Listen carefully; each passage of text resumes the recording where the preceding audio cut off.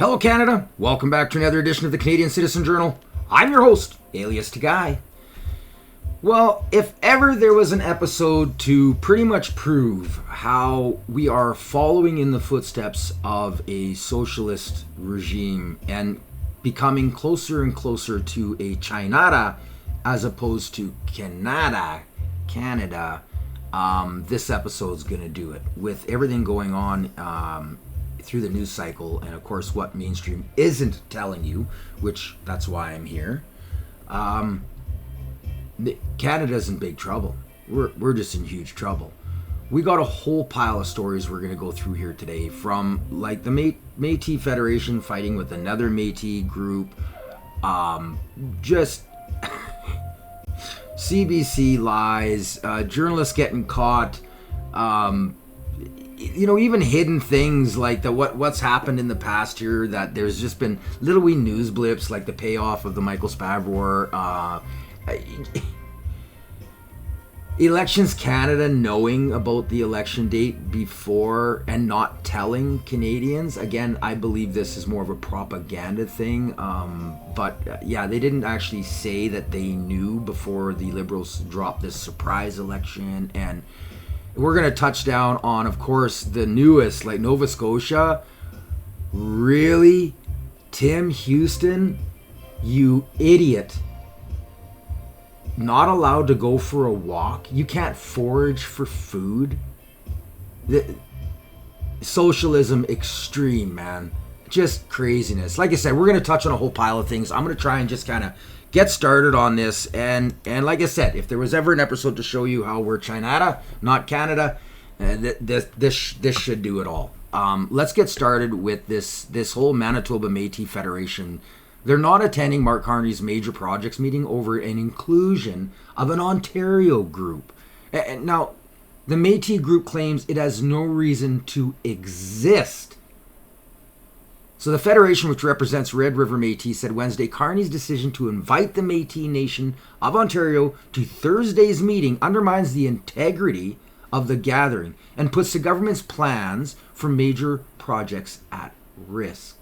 Respect my government as you're asking me to respect yours. Trust my government as you're asking me to trust yours, Federation President David Charton said to reporters in front of his cabinet ministers in Ottawa on Wednesday. To the Prime Minister, the door is open. If you want to come and sit down with my cabinet in a government-to-government relationship, we will meet. But if you want to insult us, then we'll see each other in a different political realm in the future. The other Métis groups and First Nations say the communities represented by the Métis Nation of Ontario have no claim to Métis heritage, and Ottawa and Ontario have no right to recognize them. The MNO has defended itself from those claims, saying Métis do not exist only in the Red River region. Charton also said Ottawa is propping up the Métis National Council by including it in the meeting, despite the fact that it has only 2 provincial members left due to conflicts related to the MNO. He said Carney's political advisors do not know enough about Métis politics, adding the Prime Minister never would have met with fake banks in his previous role as the Bank of Canada governor. You're Prime Minister of Canada, don't have a meeting with a fake group of people because it's not right. You wouldn't do it as a businessman, don't do it as a Prime Minister, Charton said. This goes to show you, this is what happens after generations of socialist control and, the Indian Act, right? So if you abide by the socialist rules, you go live on your reserve, and you do what we say, and you take our money as we take away your religion, we take away your rights, we take away your guns, your abilities to hunt, we suppress your speech, we force religion on you, we force like all of these different aspects. And in the meantime, the government was ripping natives apart, because if the male married a white and had kids, those kids could claim Indian. If a female married a white guy, then you're not Indian anymore, which happened to a lot of like my family and other families. So this is like kind of a lot to do with the whole Jewish Holocaust thing, right? Indian Act, put your tattoo on your arm, which to them is their card. And this gives them the right to be Indigenous. But other than that, I mean, go ahead and try and find the paperwork and everything when, you know, you're second generation or older and it's not there. This is just ridiculous. And now they're fighting with each other. This is why we need equality in Canada, because of this. So I'll post the article below. This article was from the Globe and Mail. But the kicker is the whole time these guys are disputing, arguing, fighting over just everything that goes against the Indigenous culture. You have, well, this. But don't worry, we now have a Republic of Khalistan right in Canada. Surrey, BC, at the Sikh Gurdwara. So there you go. Keep fighting. Go ahead.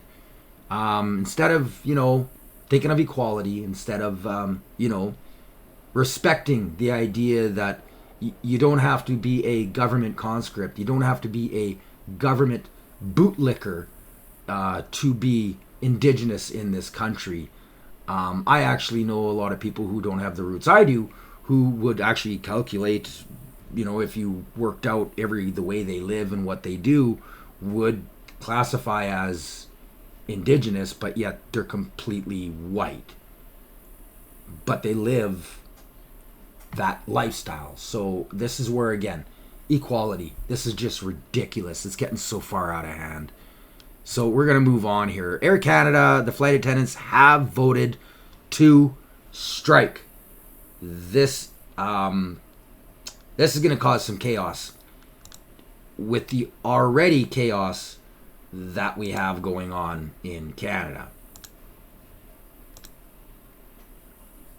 For travelers flying with Air Canada. The union representing 10,000 flight attendants says more than 99% of members voted in favor of strike action. It says key issues such as pay, unpaid work, and pension security remain unresolved. The union could issue 72-hour strike notice as early as August 16th. So yeah, this is going to play a huge. This is going to really slow things down. Not like a lot of Canadians can afford to travel, anyways. But yeah. So here's some good news. Spain dismantled a smuggling ring, moving migrants to Canada with fake passports. The criminal network Sorry about that, I'll rewind that. Police in Spain say they've dismantled a criminal network suspected of smuggling migrants into Canada and the U.S. Canada and the U.K. Police say they began their investigation after the Canada Border Services Agency alerted officials about cases of Yemeni nationals entering the country with fake travel documents. Police say 11 suspected gang members were arrested. The group is said to have charged over $3,000 U.S. per migrant. Now, what they're not telling you, okay, so again, CTV. It's propaganda. So in the press release by Spain's National Police, the smuggling operation primarily targeted Yemeni nationals and involved more than 40 migration attempts. The network allegedly charged each migrant up to $4,400. Now, if you know anything about Yemen, you'll understand that the people that were coming from there are part of, right, the Muslim Brotherhood, ISIL, ISIS, Al-Qaeda, Hamas, etc. These are the people. And thank God for the Spanish authorities, because our government don't vet crap. And if you look at what's going on around Canada, we have a lot of very evil people in our nation. So heritage officials asked if CBC and CBC Radio Canada should be split. Internal documents have shown. This is an article from the National Post. As the federal Liberal government publicly rejected the idea of splitting CBC and Radio-Canada, Canadian Heritage officials pondered whether it was worth exploring. A newly released document shows. The controversial question was raised when officials prepared a set of worksheets for members in an advisory committee appointed by the former ministers to provide input on the future of the public broadcaster. The document released to the National Post under Federal Access to Information legislation contains around 40 preliminary discussion questions that were drafted by officials to serve as a point of departure for developing these worksheets, which centered around the themes of CBC, Radio-Canada's funding, mandate, and governments. It contained 4 other potential questions, which included the one about splitting the structure.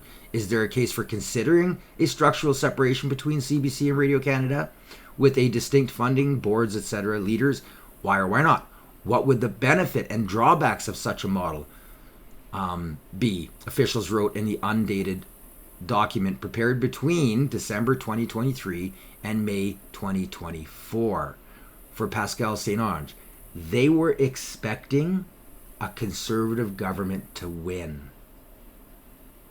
That's what this is telling me. In a statement, the department spokeswoman did not directly say whether that issue was ultimately proposed or why officials raised it, but said the former minister met with the advisory committee to discuss a range of questions dealing with the public broadcaster, from its funding to transparency and programming. And now you got to remember, the Liberals, the parties with an agenda, which in my generation and my dad's generation have been the Liberal Party. They're the easiest to take over, right? If ever there was a form of socialism, extremism, fascism, it will come in the form of liberalism.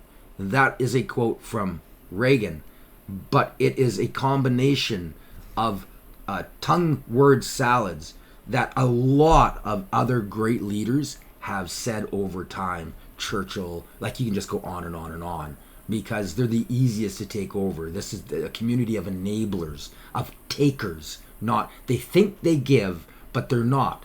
They would rather beat a person down to steal their wealth, to spread it, than to give it freely of their own. Anyways, so the Carney government, this is published August 6th, people. Thank you, Calgary Sun. The Carney government plans to spend millions propagandizing young Canadians about the climate emergency. It isn't bad enough that they've convinced millions of people that carbon is bad, which is complete stupidity. All data has proven that wrong. But now they want to make sure they embed it. And they're going to use, well, of course, more of your tax dollars, because they already have taken over the schools. They've already taken over pretty much all of these organizations. They own the Senate. They own, like, they've taken everything over. Eastern Canada has allowed them this much time in power, and now we're seeing the complete finish of what's left of Canadianism. So in recent announcement, the Carney government detailed more than $14.4 million in new spending for 17 projects to empower young Canadians to address climate change. The $14.4 million is just the latest round of funding out of a planned $206 million over 5 years. The purpose of the Climate Action and Awareness Fund, as the government calls it, is essentially to increase public concern about climate change. Fear, hate, and division. I've studied propaganda for decades. These guys are masters of it. They have memorized the Marxist playbook. They've memorized all of these different fascist and Marxist, socialist, communistic writers, and they have, instead of taking it and learning that it should be taken for what it is, a learning tool on what not to do, you have these sycophobes, you have these greedy psychopaths that will use anything, especially these types of ideologies, in order to brainwash people so they can get wealthy, take away your rights for their own agenda. Ironically, if the goal is to improve environmental literacy, one of the first things the government should do is stop saying climate emergency, a wholly inaccurate phrase meant to increase alarm. The evidence simply does not support claims of a climate emergency. Indeed, relative and hypothetical planet without climate change. Even worst case scenarios suggest climate change would likely only reduce global per person GDP, an indicator of living standards, by something like 16.5%. You will own nothing. You will be happy. Now, a little truth bombs about the CBC. Go get 'em! Canadian Taxpayers Federation. Remember that classic movie, The Blob, where the big red gelatinous goo is taking over everything, heedless of the screams around it? That's kind of what's happening inside of the CBC. Yes, the state broadcaster, which is taking $1.4 billion from taxpayers this year. For those keeping score at home, that could otherwise pay for the full-time salaries of around 7,000 paramedics, plus 7,000 police officers. But instead, here in Canada, we're handing $1.4 billion to an unaccountable media corporation. Unaccountable? Yes, indeed. CBC doesn't want to tell us how much it's spending on advertising, for example, even though it's your money. So we're fighting them on that.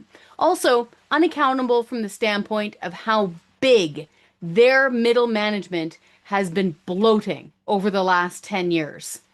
There's this old rule of thumb amongst journalists that for every journalist that used to work in what would have been called back in the day a normal newsroom or a privately owned newsroom, for every one of those reporters or journalists, there were like 6 over at the CBC, plus their 12 managers.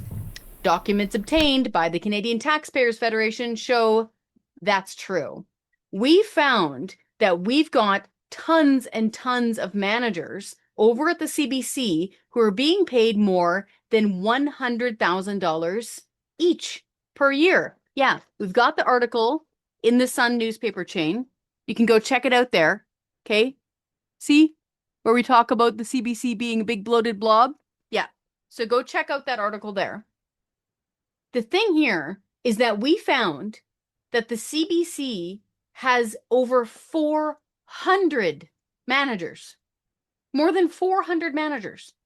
More than 700 producers. On top of that, they've got analysts and advisors and architects and lead architects and supervisors. They have got management coming out of their ears. You can go to our website, taxpayer.com, and read the stats there for yourself. Get this. There were 200 roles on that list that we got from the CBC which were completely blacked out. So we know the roles exist. We don't know what roles they're playing, but we know they're getting paid more than $100,000 per year, and you're paying for it. So again, the CBC has turned into this big, bloated, bureaucratic blob, and it's unaccountable. I even made some art to celebrate it. See? There you go. There's the CBC's blob. Now, considering this is all taxpayer funded, there should be laws that they are 100% transparent.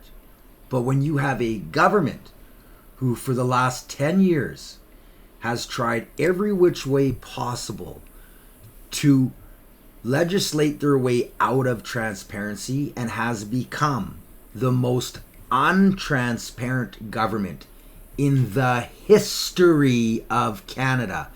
We had more transparency during both world wars on what government was doing than we do today with this fascist government. Now, of course, fake news is fake news.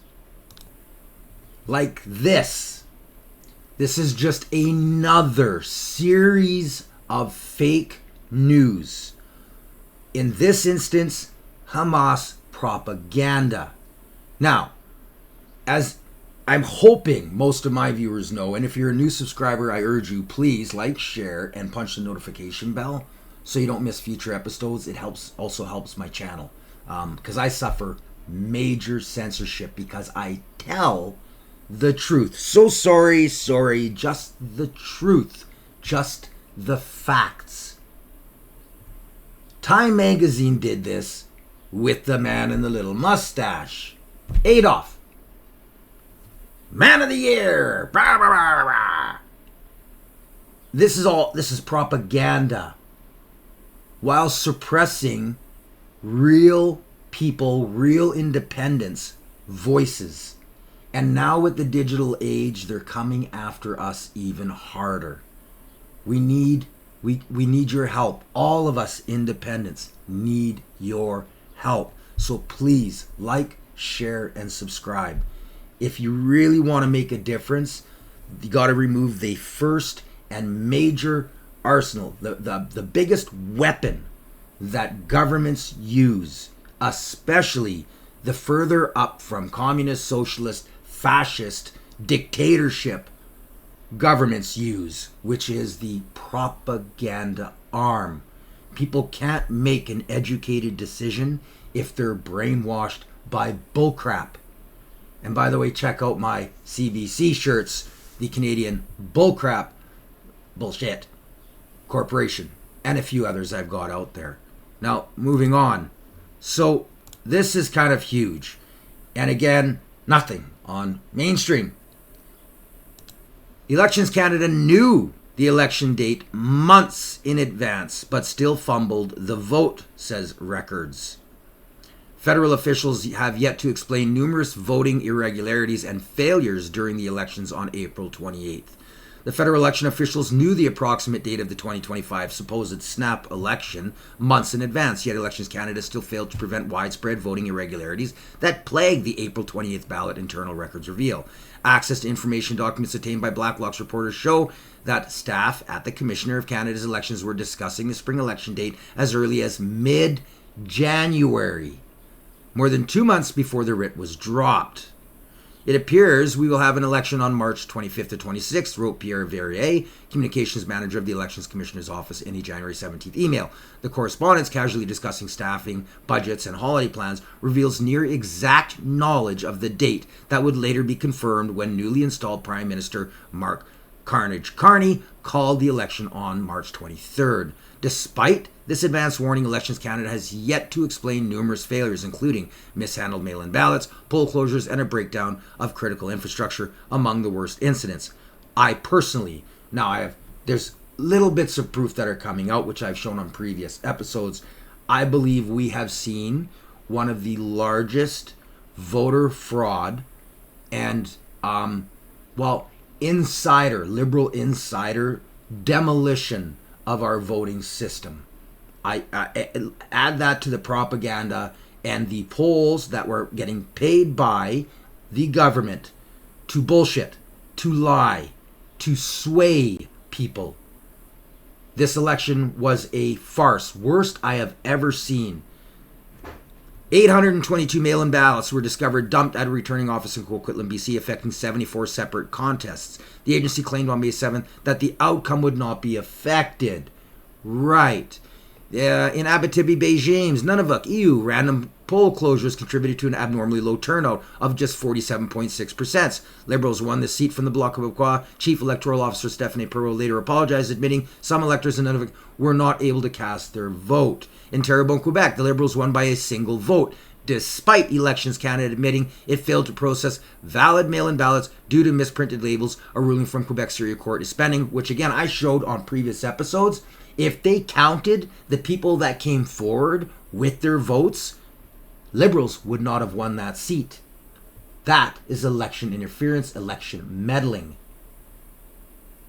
The agency's electronic reporting system failed for hours on election night, leaving the public and media without real-time results. Elections Canada has not explained the cause of the outage. Once again, because of the way the voting system is done in Canada, we know pretty much who's won before we've actually put our votes in. We have that little say out west.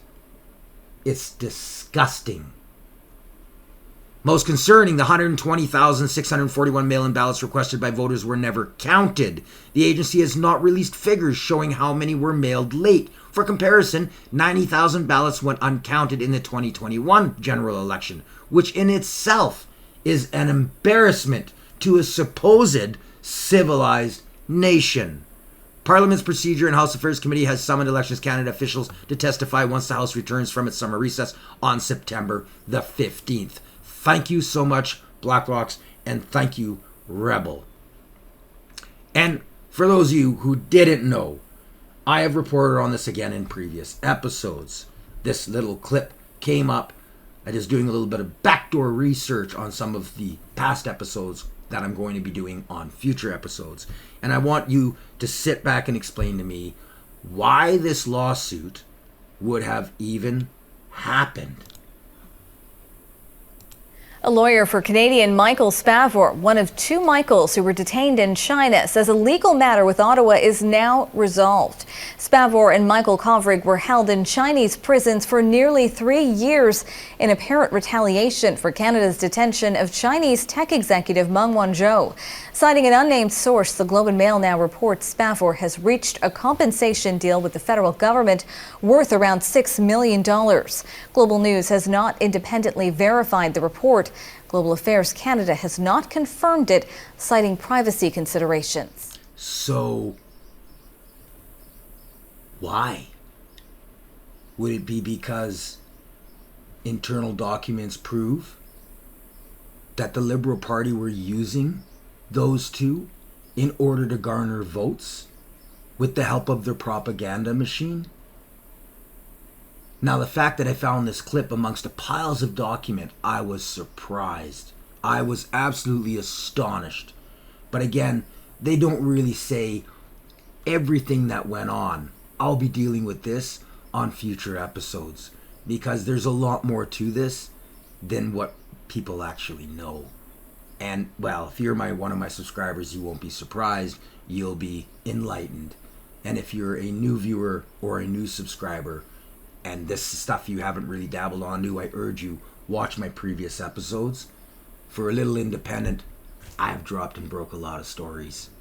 Moving on. Welcome to Communist Canada. And by the way, the constitutional lawyers that we have, the constitutional freedoms, they're on this already. You can't do this. But, hey, Trudeau did it, and if the courts wouldn't have went, oh, it's mute, we're not going to talk about it anymore, and actually would have went through with what their job's supposed to be, which is protecting the rights of the citizens, not the government, this would never happen. But hey, we have chosen to be proactive and try to prevent fires. So based on the recommendations of Scott Tingley and his team, they recommended, and we agree with the following. Effective 4 p.m. today, we're telling Nova Scotians, stay out of the woods. We are restricting travel and activities that really aren't necessary for most of us. Hiking, camping, fishing, and the use of vehicles in the woods are not permitted. Trail systems through woods are off limits. Camping is allowed, but only in official campgrounds. The fine for violating any of these bans is the same as the fine for the ban on burning, $25,000. And if you're a smoker, for God's sakes, be mindful of where you're butting your butt out. If you don't, and you cause a fire, we will hold you accountable. So what does this mean if you have a home or cottage surrounded by a wooded area? We strongly encourage you to stay out of those woods, regardless of where they are. Please don't do anything that could unnecessarily put you, your family, or your neighbors at risk. This situation sucks. Summer is one of the best times in Nova Scotia, and we all look forward to getting outdoors and enjoying our scenic beauty that surrounds us. I get that, and I'm right there with you as Nova Scotians. But you can still go to the beach. In fact, that's a great place to be on these hot, dry days. Just no bonfires. If there's a short trail to get from point A to point B, like from the parking to the beach or to the lake to fish, that's fine. But that's it. No heading into the woods to spend time there. I know it's inconvenient. I know it's the height of summer vacation and people want to do all the activities that we so much enjoy in our great outdoors. We have a beautiful province. I know everybody wants to enjoy it, but we have to stay out of the woods. It's a small price to pay right now to avoid the kind of devastation that we saw from the wildfires in 2023. So, you have no rights. And this guy has just exposed his socialist liberal undershirt. Now, as always, I post all the links. You can watch this in its full, but I'll break it down and tell you. Not a single journalist, well, there wasn't a journalist present, obviously, because there were no serious questions asked. Instead, it was all whatever they could do to sell this idea that this is okay. It's okay for them to take away your rights. Now, for those who, live like I do, that forage, go out and pick mushrooms and certain herbs and weeds for teas and medicinal purposes and for my salads. Sorry. So sorry, you can't do that anymore. You have no rights. None. None at all. Now, there was only one question. Right at the end. That was a kind of serious question that exposes just a tiny little bit. And I'll play it for you. And just on private land, does the province have no legal authority to restrict activity on private land? Is that why you're not doing it there? The permit process would be on Crown land. We're still saying we want activity to stop on private land as well. Industrial side of things, we're asking them to move over to a nighttime regime similar to what we'd asked for on Crown land as well. So, he avoided the question. But really, the question was more along the lines that, if you listen to the way, the reporter worded it, it was more along the lines of, why? Why haven't you done this to people and their own private property? Instead of, why are you taking people's rights away? And is the only reason that you couldn't take people's landowners' rights away because they are protected? That should have been the question, but it wasn't. It wasn't the question. I'm going to rewind it a little wee bit. Listen carefully once again. Private land as well. Industrial side of things, we're asking them to move over to a nighttime regime similar to what we'd asked for on Crown land as well. But you couldn't require permits to harvest wood on. I don't think there's an avenue to do that, Brian. Thanks, everybody. Thanks Thank you very much. Thank you. That's the end. That's it. That's all you get. Welcome to socialism, people. Unbelievable. And in the meantime, thank you very much, Mike. As we take a live look right from our tower cam in downtown Detroit this morning, it seems like that Canadian wildfire smoke is just not going anywhere. Yeah, it has so many folks talking right now. This is the 13th air quality advisory for Southeast Michigan just this season. And overnight, Detroit's air quality remains among the worst in the world. At one point, we had the worst air quality in the world. That was around 1 o'clock this morning. Right now, we have the 6th worst air quality in the world. Yeah, and some state and county leaders are saying enough is enough. On Friday, the Macomb County Public Works Commissioner urged the U.S. Ambassador to Canada to turn up the pressure on our neighbor to the north to do more to stop these wildfires, saying breathing in the Canadian wildfire smoke cannot be the new normal. 7 News Detroit reporter Brittany Toulis joins us from downtown Detroit this morning, hearing from elected leaders about what can be done. Brittany? Yeah, Keenan and Alicia, I'm right at the U.S.-Canada border, and if you look up at these lights, you can see the haze from that wildfire smoke. And as you said, Keenan, right now Detroit has the 6th worst air quality in the world, considered unhealthy for sensitive groups. And with this being about the 4th summer in a row, Southeast Michigan has dealt with Canadian wildfire smoke. Elected officials are urging the Canadian government to do more, and if they need it, to ask for help. As of July 30th, Canada has 289 active wildfires in various stages of suppression. many burning in the Manitoba and Ontario regions. Over 3,500 Canadian wildfires ignited so far this year. Candace Miller of Macomb County writing this letter to U.S. Ambassador Pete Hoekstra to step in and work with Canada on stopping wildfires because we're seeing the effects here. Overnight, Detroit's air quality was the worst in the world, hitting 155 on the World Air Quality Index, meaning it's unhealthy for everyone to be outside. For context, 0 to 50 is considered good quality. This is Southeast Michigan's 13th air quality advisory of the season. It's directly due to those Canadian wildfires with smoke lingering over the mitten. Wayne, Monroe, Oakland, and Macomb counties are some of the worst air quality, with indexes in the unhealthy category. But residents and officials say this is pure Michigan, where summers are brief, and staying inside because of poor air quality is tough on residents of all ages. It feels a little heavy, a little stuffy, but wanted my kids to have some time to be able to be outside today, but just a short amount of time. It's just affecting their ability to be outdoors in the summertime, especially when you're older. It's very, it's precious. Every day is precious, so you want to be able to do things. And the hope is the smoke will clear up by tomorrow. We'll get into the moderate and hopefully even healthy categories. 7 News Detroit also did reach out to the U.S. Ambassador to Canada, Pete Hoekstra, to see if he could comment on Commissioner Miller's letter about the Canadian wildfire smoke, but we have not heard back. Live at the U.S.-Canada border, I'm Brittany Toulis for 7 News Detroit this morning. All right. Well, there's a reason. And this is just another thing that is on Trump's plate when it comes to trying to make a deal with Canada. Canadians aren't Canadians anymore.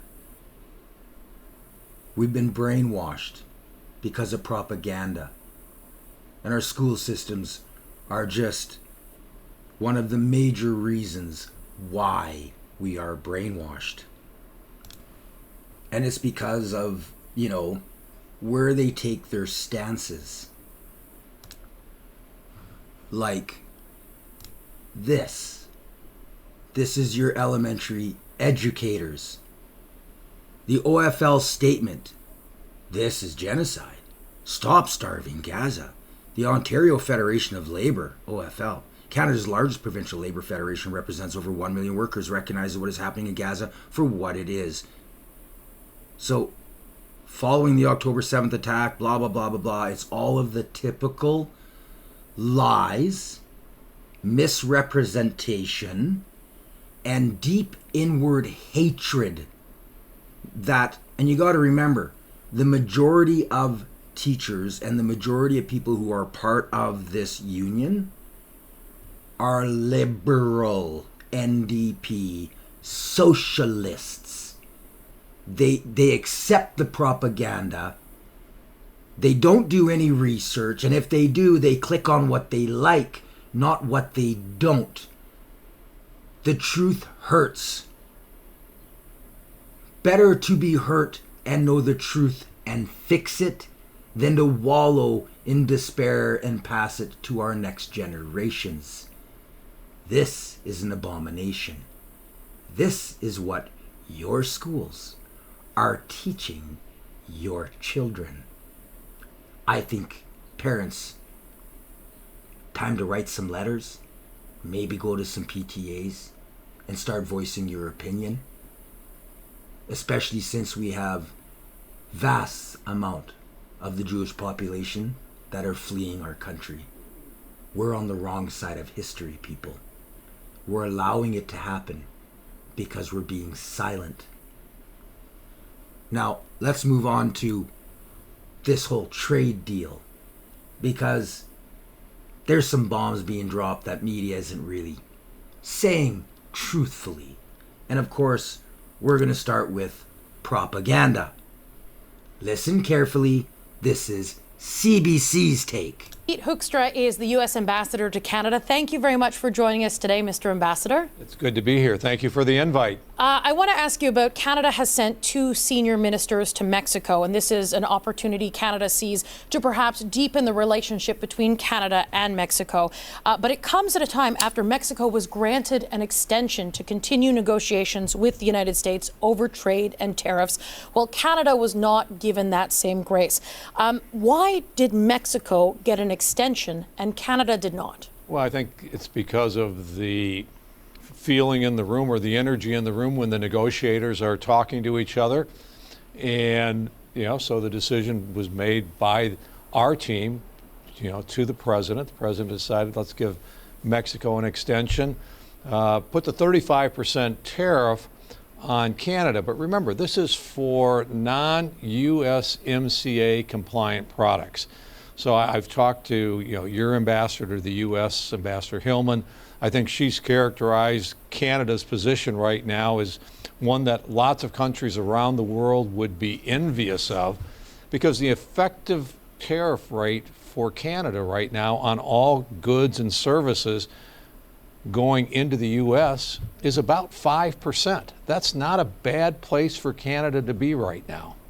So if I understand your answer to that question correctly, you're saying it's the energy in the room is the reason why Canada got hit and Mexico did not?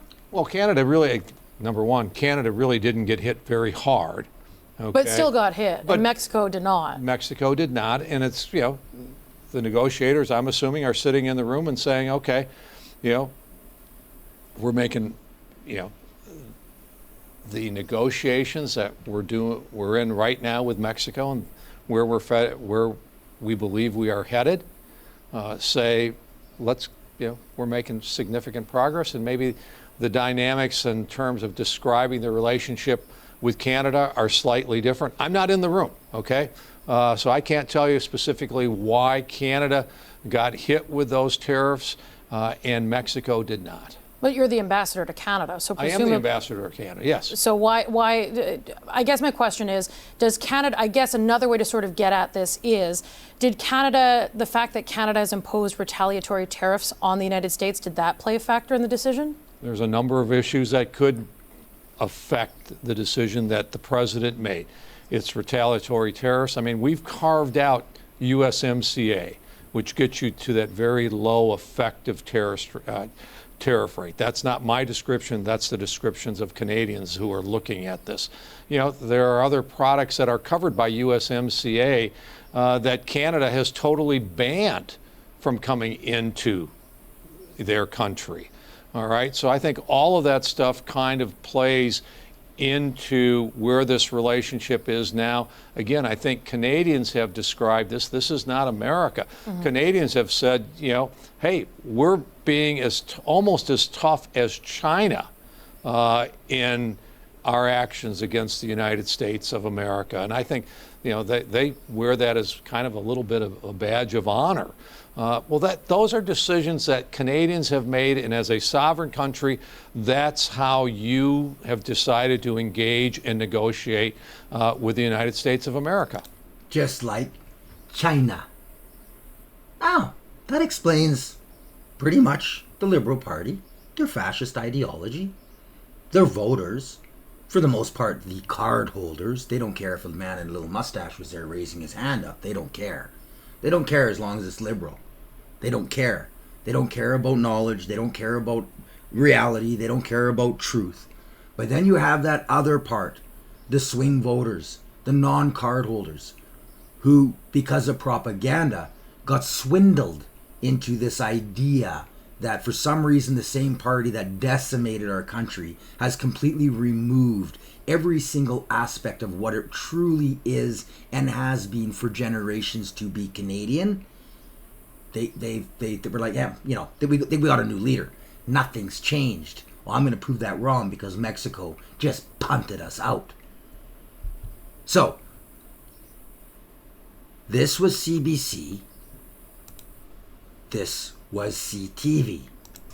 Ambassador, thank you so much for being here. Really appreciate it. It's good to be here. Thanks for the invite. So what are you hearing about the Echo? State of negotiations between Canada and the U.S. right now? It's going to take a while to work through it. there's a lot of issues that are still on the table. And, you know, I think the next few weeks are going to kind of be slow. But, you know, the president's got some other priorities. They want to get a deal done with China. And so, but, you know, as soon as there's, you know, offers on the table, ready to move forward, you know, we'll want to get to a deal. So you're saying Canada's not a priority right now? The president has, you know, has talked about wanting to get to China. Sure, Canada's a priority, but I mean, there's a whole lot of countries that are priorities. But right now, you know, I think the opportunity area right now is to do something potentially with China. I want to talk about that timeline. You said a number of weeks. They're not taking our calls, people. They didn't even show up to the last day of the trade meeting when LeBlanc and the rest of the goofballs walked out and gave some beautiful old spew speech on, oh no, we're functioning, we're waiting, and all the rest of that bull crap. No. Lutnick and them didn't even show up. They're done. They're not answering the phone. They won't talk with socialists, especially since we're peons. We are nothing, especially in the last 10 years, because the United States has gone, well, seeing as how they flushed themselves down the toilet, let's just ensure that we block them in, allow them to self-destruct, while the States secures the largest energy trade deals in history. We've got way more energy than they do. Oh, I guess there's no business case for it. This is why Canada's almost bankrupt. This is why half your wages go to taxes for systems that are failing on a daily basis. Previous episodes, 40-some thousand a year in waiting rooms and misdiagnostics and on waiting lists perishing. Is this truly healthcare, or is it, well, torture? When you can't even go across the street and get medical help from a different system. This is tyranny. I'm going to play this out. This might as well have been staged.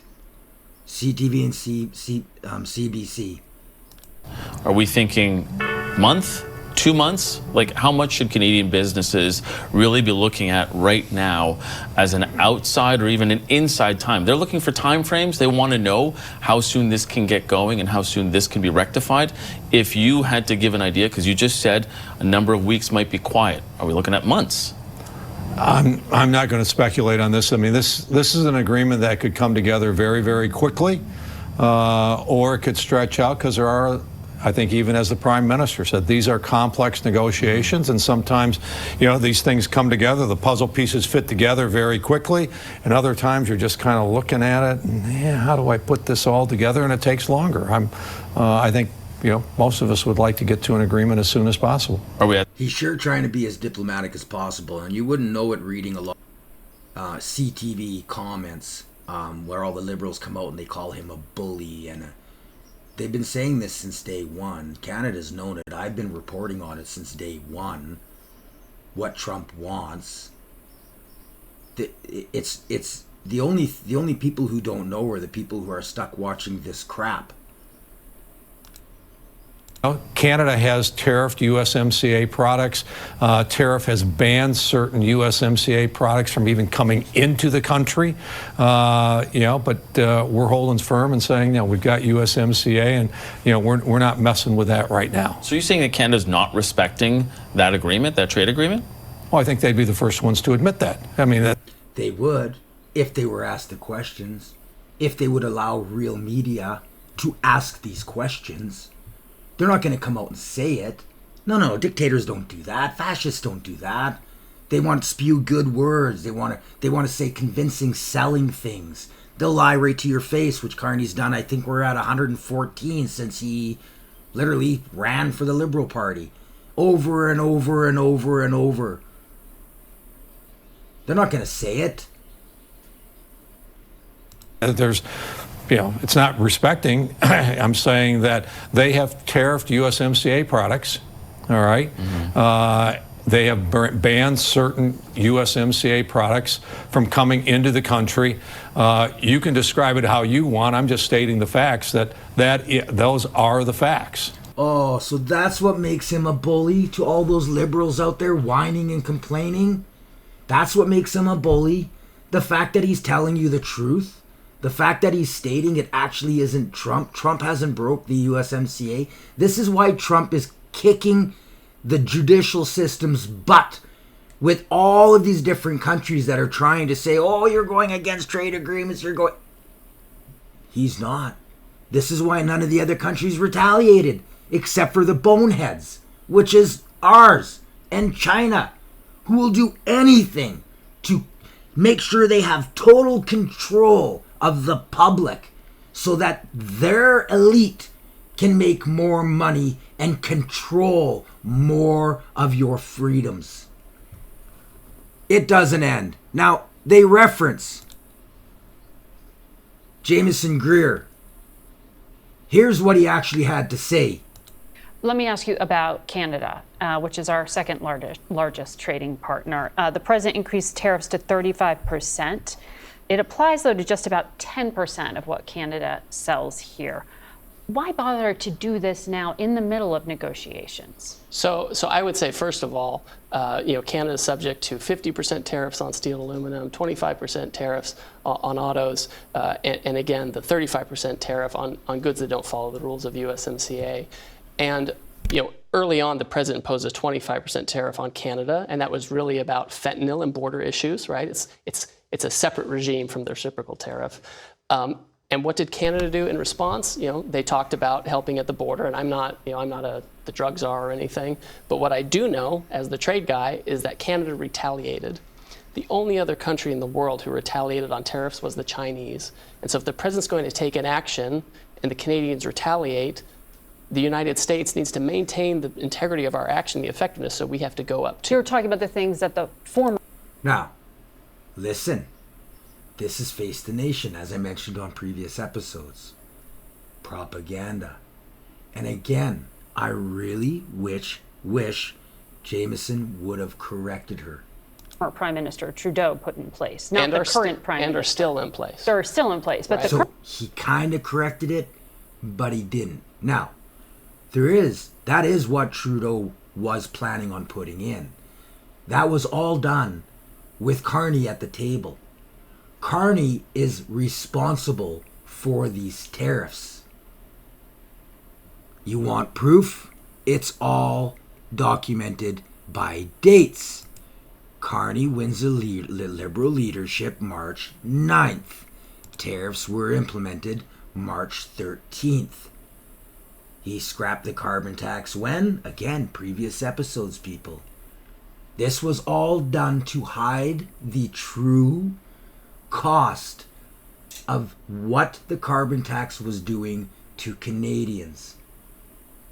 They put Canada at risk. They put all of our nation in this position in order to hold on to their lies. They don't care about you. They don't care. All they care about is their green ideology and their profits. They don't care about you. Now you can watch the whole Greer interview. Again, I post everything. I'm 100% transparent. I'm here to give you, just the truth. Just the facts. Now, Mexico. Well, I understand that you're going to meet with an important figure from Canada. Please, tell us about that topic with Canada. Well, as you know, we now have a visit to the President. No, there is no Secretary of Economy, but yes, I am going to talk to the Minister, Champagne, who is also a good friend. And we agreed to meet precisely for see the different perspectives. They are already paying a 35% tariff. And Mexico does not. So let's go exchange experiences. They want to know how Mexico is handling those results. So today, I'm going to talk with that. And Mexico says, no backdoor dealings. No. We're not putting our trade, our relationship with the United States under jeopardy to back and protect your fascist regime. Not happening. Sheinbaum, no need for bilateral trade deal. She dismissed the need for a new bilateral trade agreement with Canada, highlighting the existing trade deal with the USA, Canada, and Mexico is being sufficient. Her remarks followed the meeting with Canadian government ministers, which she described as very positive. Again, politics, right? Read between the lines, people.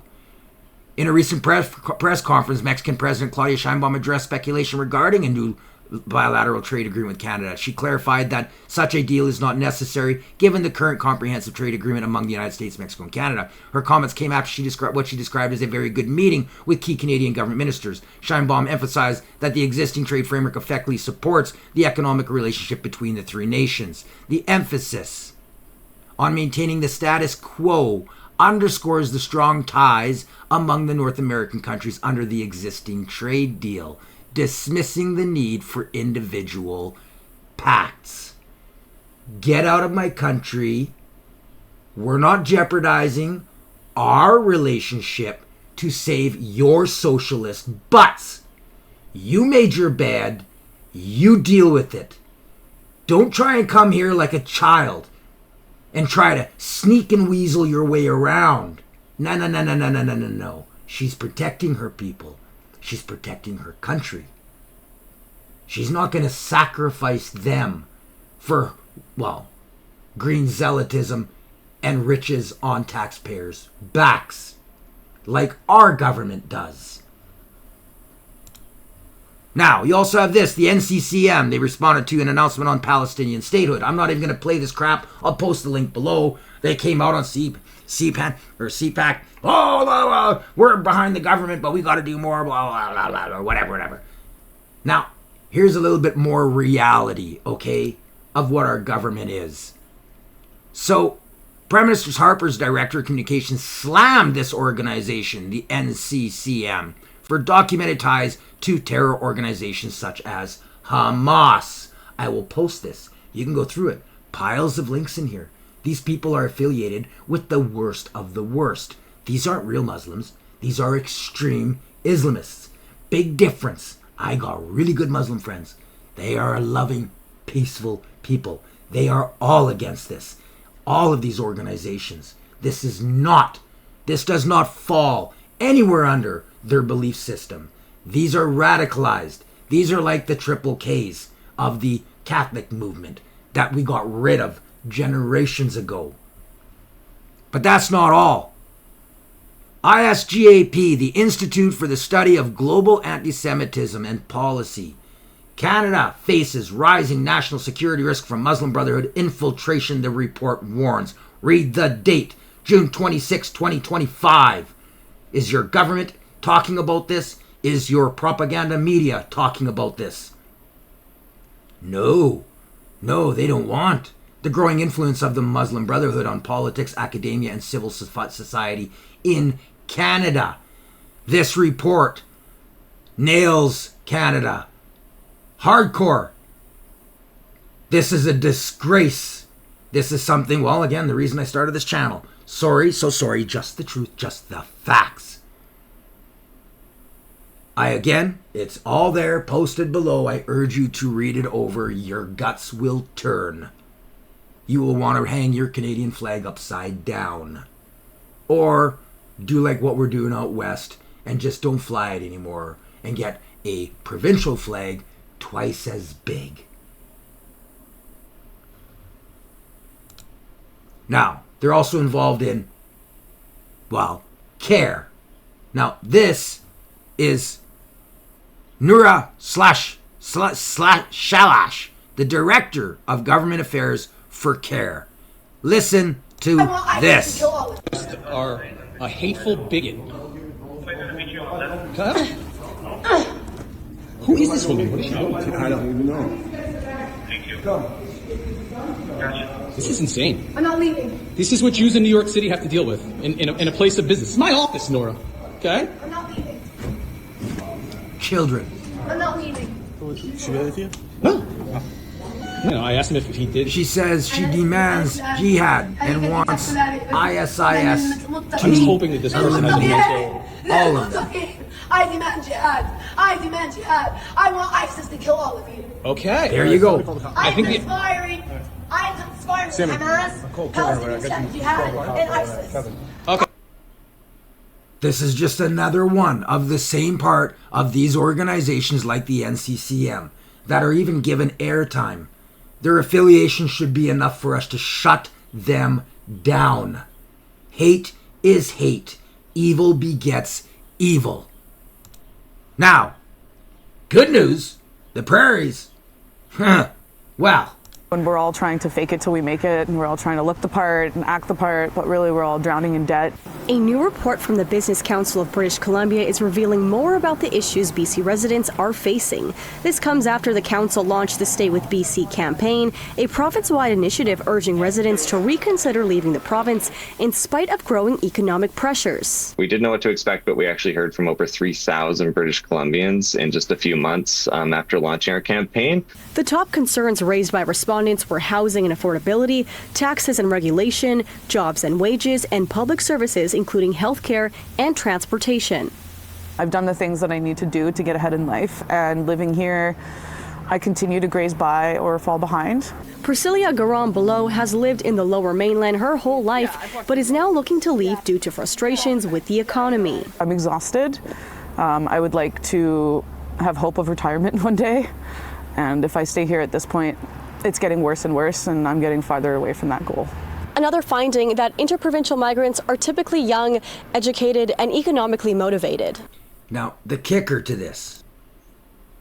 Now, listen to where they pass the blame. This is propaganda. A lot of my friends are looking to go to Alberta. This isn't too surprising considering the Stay with BC campaign initially launched as a response to the Alberta is Calling campaign, which aimed to bring in more residents of BC with the appeal of affordability. The Business Council of British Columbia wanted to know what it would take to get residents to stay. Our campaign might be over. It's not the campaign, people. It's the lowest taxes in Canada, that one of the highest standards of living, one of the lowest unemployment rates. Everything on the prairies is better because, I hate to say it, they're more libertarian and conservative. They believe in freedom. They believe in small government. You can't have freedom with big government. The two cannot exist together. They can't. Now, trying to get this all done here. I'm going to play this video here last. I wanted to go over this. This is kind of, a lot of people are pumping this out. This is Pierre Poilievre when he was asked, what would you say to someone, you know, when they say, like, why shouldn't the West separate? And Pierre Poilievre gives a, The kicker to it, if you really want to know, is all in the comments. 1,409 comments, 47,000 views, okay? Only 3.2 thousand likes. Eastern Canada has zero interest in being fair. Alberta needs to leave. The joke Canada has become. Alberta population has grown, but I've seen less seats in Atlantic Canada. Liberals won't change us because it helps them. Separation a must. Alberta separation is our only hope. There is nothing left for the Western Canada. Canadian here, I support Alberta separating. Save yourselves. Tens of millions of dollars of oil. It goes on and on and on. Don't let the media bullcrap you. You are not alone. You're not alone in Saskatchewan either. Everybody I talk to, there's very, very few that are against it.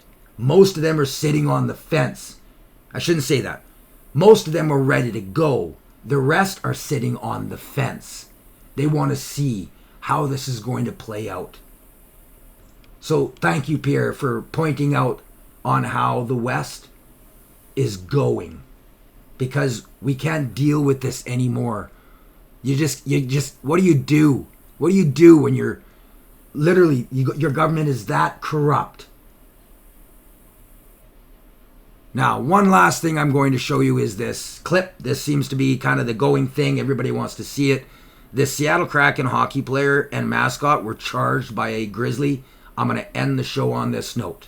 You know, listen, I love the wildlife. I love bears, but like Bowie's a national treasure. We got to protect Bowie at all costs. Eventually the bear growls and Bowie has to run away, but Bowie is safe tonight, and that is the best news of the day. Crazy, right? Incredible. And that is a big bear, and he's coming towards them. Big brown bear. It comes right at them, Get out of there. Wow. Okay, right here, right where here, was right here. that? Right That's here. Alaska? It's in Alaska, yes. Okay, is that a brown bear or is that a grizzly? Looks like you It got looks like a little grizzly. hump I don't know. back there, And then right? he starts Looks like a charging at him. Look at him run. Look at Bowie trying to move, but he's going to run waders. It's tough. Well played, everybody. Glad they got out of there. Glad you all are safe. Well, that's scary. A little bit, yeah. But Pretty wild, people. Well, I hope you enjoyed the episode. Please, if you're a new subscriber, hit that notification bell. I urge every of my viewers, I hope, like, if you enjoyed the show, if you enjoy knowledge, truth, please like, share, and subscribe. It not only helps me grow the channel, but it helps beat the algorithms that I fight daily. Because if you tell the truth in our country, you get censored, you get suppressed. And the only way to fight it, the only way to truly get knowledge and educate people is for them to see the truth. Anyways, check out my clothing store, guys, if you wish to try and support the channel. And if you can, in North Canada, you can always donate as well at the Canadian Citizen Journal at gmail.com. Once again, like I said, I hope you enjoyed the show. Until next time, still alias the Frog. It's getting better. You've been watching the Canadian Citizen Journal. Stay informed.